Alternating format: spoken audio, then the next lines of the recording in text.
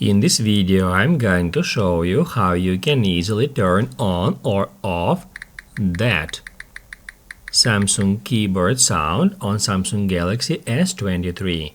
Be sure to watch the video to the very end so you don't make any mistakes. Let's get started, guys, and first off we need to head over to Settings.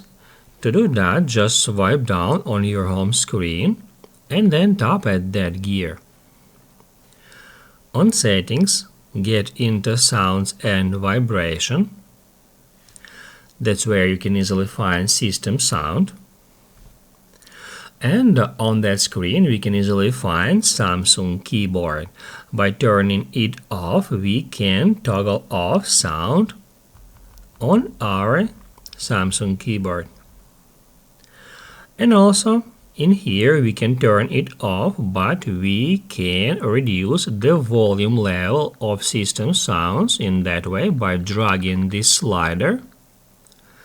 And now, I hope you hear, it sounds much more quieter. If this video helped you out, don't forget to hit the like button.